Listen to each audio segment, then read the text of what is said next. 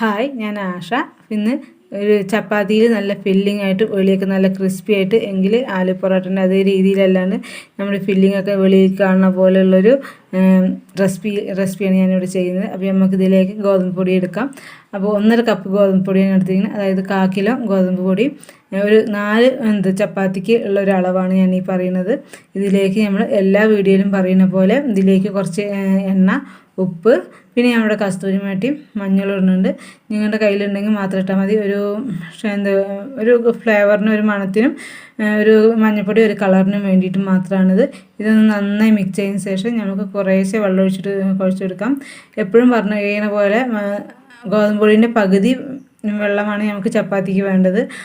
അപ്പോൾ അത്ര എടുക്കാണ്ട് കുറച്ച് 2 ടേബിൾ സ്പൂൺ ബാക്കി വെച്ചിട്ട് ആ ഒരു വെള്ളത്തിൽ തന്നെ കുഴച്ചെടുത്ത് യോജിപ്പിക്കാൻ ശ്രദ്ധിക്കുക. ചപ്പാത്തിൻ്റെ അത്രയും മയം നമുക്കിതിന് ആവശ്യമില്ല. നമ്മളിത് കുഴലൊന്നും എടുക്കാണ്ട് കയ്യിൽ തന്നെ പരത്തുന്നത്, അതാണ് ഇതിൻ്റെ മെയിനായിട്ടുള്ളൊരു സീക്രട്ട്. അപ്പോൾ ഇതെങ്ങനെ ഞാൻ കയ്യിൽ തന്നെ വെച്ച് പരത്തണമെന്നുള്ളത് നമുക്ക് നോക്കാം. ഫസ്റ്റിൽ നമ്മൾ ഫില്ലിങ് ഇടുന്നതിന് മുമ്പ് പരത്തുന്നില്ല, ഫില്ലിങ് ഇട്ടതിന് ശേഷം കുഴൽ വെച്ച് പരത്തുന്നില്ല, കൈ കൊണ്ട് തന്നെ ജസ്റ്റ് പരത്തി എടുക്കുന്നതേ ഉള്ളൂ. ഞങ്ങൾ കുറേശ്ശെ വെള്ളം ഒഴിച്ചിട്ട് ഇത് നന്നായി കുഴച്ചെടുക്കാം. ഞാനിവിടെ ഒരുപാട് ചപ്പാത്തിക്ക് കുഴച്ച് വയ്ക്കാറില്ല, ജസ്റ്റ് ഒന്ന് നനച്ച് വയ്ക്കുക മാത്രമേ ചെയ്യുള്ളൂ. എല്ലാ പൊടിയൊന്നും നനഞ്ഞ് യോജിപ്പിച്ച് വന്നതിന് ശേഷം ഞാൻ അതിൻ്റെ മുകളിലൊരു കുറച്ച് നെയ്യ് ഒഴിക്കും. അതായത് 1 കിലോ മാവിന് ഒരു ടീസ്പൂൺ നിറയെ നെയ്യ് എന്നുള്ളതാണ് കണക്ക്. ഞാനിപ്പോൾ ഒരു 1/4 കിലോ പൊടി എടുത്തിട്ടുള്ളൂ. അതുകൊണ്ട് ഒരു 1/4 ടീസ്പൂൺ നെയ്യ് ഒഴിച്ച് കഴിഞ്ഞിട്ട് ഇത് നമുക്ക് അങ്ങോട്ട് മൂടി വയ്ക്കാം. അങ്ങോട്ട് മാറ്റി വെച്ചതിന് ശേഷം നമുക്ക് ഇതിൻ്റെ ഉള്ളിലേക്ക് വേണ്ട ഫില്ലിങ് റെഡിയാക്കാം. അതിലേക്ക് ഞാനൊരു പാൻ എടുത്ത് വെച്ചിട്ടുണ്ട്. പാനിലേക്ക് ഒരു 2-3 ടീസ്പൂൺ എണ്ണ, വളരെ കുറച്ച് എണ്ണ മതി. ഇതിലേക്ക് ഒരു 2 ടീസ്പൂണിൽ പച്ചമുളക്, 2 പച്ചമുളക് മതി. നിങ്ങൾക്ക് എരിവിന് അനുസരിച്ചുള്ള പച്ചമുളക് ഇടാം. പിന്നെ നിങ്ങൾക്ക് പച്ചമുളക് കടിക്കുന്നത് ഭയങ്കര ബുദ്ധിമുട്ടാണെങ്കിൽ നല്ല മൂത്തതിന് ശേഷം ഈ പച്ചമുളക് കൊണ്ട് മാറ്റിക്കളഞ്ഞാൽ മതി. ഇതിലേക്ക് ഒരു മീഡിയം സൈസിലുള്ള ഒരു വലിയ സവാള, ഇത് മീഡിയം സൈസിലൊന്ന് കട്ട് ചെയ്തെടുക്കുക. നിങ്ങൾക്ക് ഒന്ന് ചെറിയ പീസാക്കണം എന്നുണ്ടെങ്കിൽ ചെറിയ പീസാക്കാം.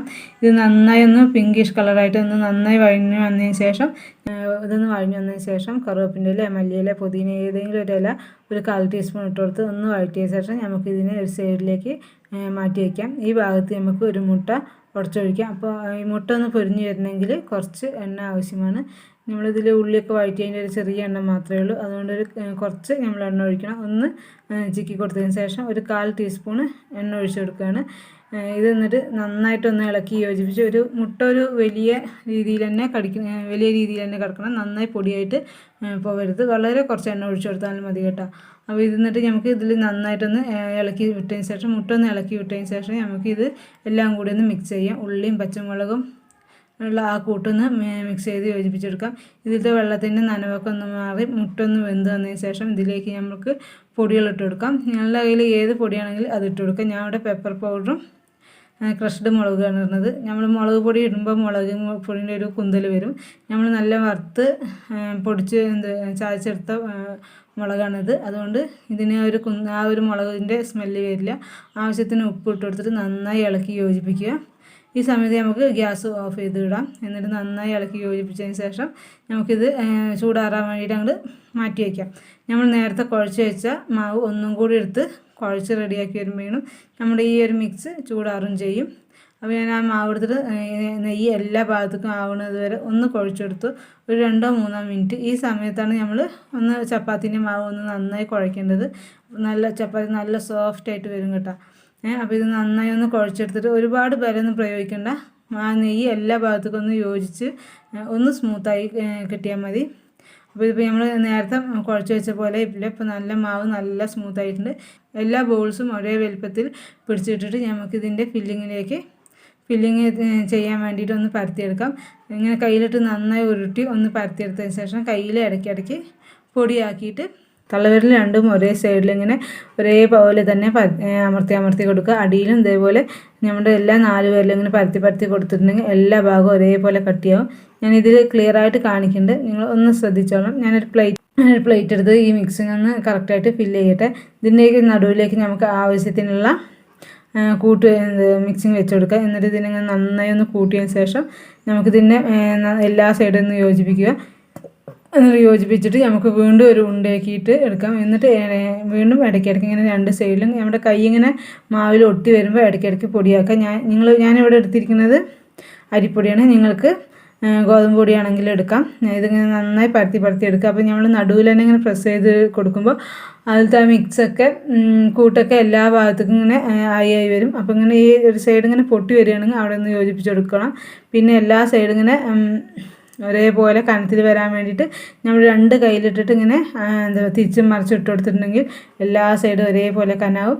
ഇത് നമുക്ക് അധികം തിന്നായിട്ട് പരത്തേണ്ടാത്തത് കൊണ്ടാണ് ഞാനിങ്ങനെ വെച്ച് പരത്തുന്നത്. അത്യാവശ്യം നല്ല കട്ടിയിൽ തന്നെ ഈ ചപ്പാത്തി ഉണ്ടാവണം. അത് നമ്മളൊരു കുബൂസിൻ്റെ ഒക്കെ കനത്തിൽ. അതുകൊണ്ടാണ് ഞാനിങ്ങനെ കയ്യിൽ തന്നെ പരത്തുന്നത്. നിങ്ങൾക്ക് കയ്യിൽ പരത്താൻ ബുദ്ധിമുട്ടാണെങ്കിൽ റോളർ വെച്ചിട്ട് പരത്തിയെടുക്കാം. വീണ്ടും ഫില്ലിങ് ചെയ്തിട്ട് നമ്മൾ വീണ്ടും അതിന് പരത്തിയെടുക്കുമ്പോൾ അധികം നൈസ് ആവാതിരിക്കാൻ ശ്രദ്ധിക്കുക. നമ്മൾ ആലു പൊറോട്ട പോലെ ഫില്ലിങ് കുറച്ച് മുകളിൽ വന്നിട്ട് കാണുന്ന പോലെ ആയിരിക്കരുത്. ഇതിൽ ഉള്ളിൽ നല്ല സ്റ്റഫിങ് ഇരുന്നിട്ട് മുകളിൽ ചപ്പാത്തിൻ്റെ കോട്ടിങ് ക്ലിയർ ആയിട്ട് നമ്മളത് പൊട്ടിക്കുമ്പോൾ കാണണം. നിങ്ങൾക്ക് ഞാൻ വീഡിയോൻ്റെ ആദ്യ വശത്ത് കാണിച്ചു തന്നത് നിങ്ങൾ ശ്രദ്ധിച്ചിട്ടുണ്ടാവുമെന്ന് ഞാൻ കരുതുന്നു. വീണ്ടും നമ്മൾക്ക് അതേപോലെ തന്നെ പരത്തിയെടുത്തിട്ട് തന്നെ ഫില്ലിങ് വെച്ചിട്ട് നമുക്ക് ഒന്ന് പരത്തിയെടുക്കാം. അപ്പോൾ എല്ലാം ഇതേപോലെ ചെയ്തതിന് ശേഷം നമുക്കൊരു തവ വെച്ചിട്ട് ചുട്ടെടുക്കാം. ഒരു തവ എടുത്തിട്ട് അതിലേക്ക് ഒരു 2 ടീസ്പൂൺ എണ്ണ ഒഴിച്ചിട്ട് നമുക്ക് ചുട്ടെടുക്കാം. ഞാൻ ഇപ്പോൾ സൺഫ്ലവർ ഓയിലാണ് ഒഴിക്കുന്നത്. നിങ്ങൾക്ക് ഏത് എണ്ണ വേണമെങ്കിലും ഒഴിക്കാം നിങ്ങളുടെ ഇഷ്ടത്തിന്. ഈ എണ്ണ എല്ലാ ഭാഗത്തുനിന്നും ആക്കിയ ശേഷം നമുക്കിതിലേക്ക് ഓരോ ചപ്പാത്തി ഇട്ടിട്ട് നന്നായി പൊരിച്ചെടുക്കാം. അപ്പോൾ ഒരു പ്രാവശ്യം നമ്മൾ 2 ടീസ്പൂൺ ഒഴിച്ചാൽ മതി. പിന്നീടൊക്കെ നമുക്ക് ആവശ്യത്തിനനുസരിച്ചിട്ട് നമ്മൾ പൊറോട്ട ചുട്ടെടുക്കുന്ന പോലെ തന്നെ ചുട്ടെടുക്കാം. അപ്പോൾ എല്ലാ ഭാഗവും ഒന്ന് പ്രസ് ചെയ്ത് കൊടുക്കുക. അപ്പോൾ നന്നായിട്ട് പൊള്ളിയിട്ട് നന്നായിട്ട് ഉള്ളൊക്കെ നന്നായി വിട്ട് വരും. അപ്പോൾ ഇത് ഒരു മീഡിയം സൈസിൽ തീയിൽ തന്നെ ഇട്ടിട്ട് പൊരിച്ചെടുക്കുക. പെട്ടെന്ന് കരിഞ്ഞു പോകാതിരിക്കാൻ ശ്രദ്ധിക്കുക.